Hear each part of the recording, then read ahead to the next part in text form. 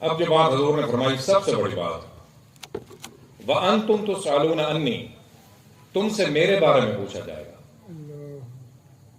فَمَاذَا أَنْتُمْ قَائِلُونَ، پھر تم کیا جواب دو گے، کیا بتاؤ گے؟ 23 برس حضور نے اپنا گھر، اپنے جان مال سب کچھ قربان کیا، صحابہ نے قربان کیا، للفقراء المہاجرین الذین اخرجوا من دیارہم، جنگیں لڑی۔ 23 برس کے بعد اب حضور فرما رہے ہیں پورا قرآن مکمل ہو گیا، فرما رہے ہیں کہ میرے بارے میں پوچھا جائے گا، پھر تم کیا جواب دو گے؟ اب صحابہ نے بیک زبان یہ جواب دیا، دائیں طرف سے بھی، سامنے والوں نے بھی، بائیں طرف سے بھی۔ قالوا نشہد انک قد بلغت الرسالۃ وادیت الامانۃ ونصحت الامۃ وکشفت الغمۃ۔ صحابہ نے جواب دیا، انا نشہد، ہم گواہ ہیں، انک قد بلغت الرسالۃ، حضور کو حکم ہوا تو یا رسول بلغ ما انزل الیک من ربک، اے نبی جو آپ کو ہم نے دیا وہ تبلیغ کر دو، پہنچا دو لوگوں تک۔ تو اس کا جواب صحابہ نے دیا، انک قد بلغت الرسالۃ، آپ نے رسالت حق ادا کر دیا، اللہ کا پیغام قرآن ہم تک پہنچا دیا۔ وادیت الامانۃ، یہ قرآن جو امانت تھی، دین امانت تھی، وہ آپ نے ہمیں پہنچا دی ہمارے پاس۔ ونصحت الامۃ، اور امت کے لیے نصیحت کی تمام باتیں وہ ہم تک پہنچا دی ہیں آپ نے، کوئی ایسی بات نہیں نصیحت کی جو ہمیں نہ چھوڑی ہو۔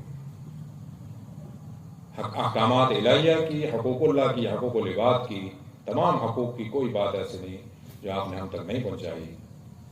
وکشفت الغمہ، اور گمراہی کے تمام راستے ہمیں بتا دیے، وہ بھی ہمیں ہمارے اوپر آشکار آپ نے فرما دیے، کھول دیے، اب ہم گمراہ بھی نہیں ہو سکتے، کوئی ہمیں گمراہ نہیں کر سکتا۔ پھر حضور نے انگشت شہادت جسے ہم کہتے ہیں، اسے عربی میں سبابہ کہا جاتا ہے، تو حضور نے انگلی اٹھائی آسمان کی طرف۔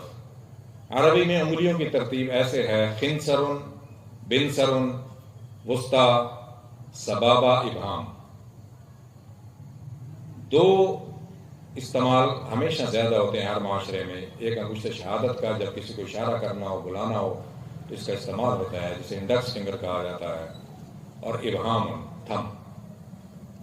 جب یہ لگ جاتا ہے کسی دستاویز پر تو بات پختہ ہو جاتی ہے، تمام ابہام یعنی شبہات، شکوک دور ہو جاتے ہیں۔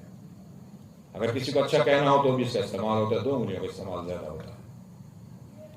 تو حضور نے آسمان کی طرف انگشت شہادت اٹھائی، فقال باصبع السبابۃ یرفعها الی السماء، اوپر کی بلند فرمایا حضور نے آسمان کی طرف، وینکتها الی الناس، اور لوگوں کی طرف حضور نے ایسا فرمایا، اور 3 مرتبہ فرمایا، اللہم اشہد، اللہم اشہد، اللہم اشہد۔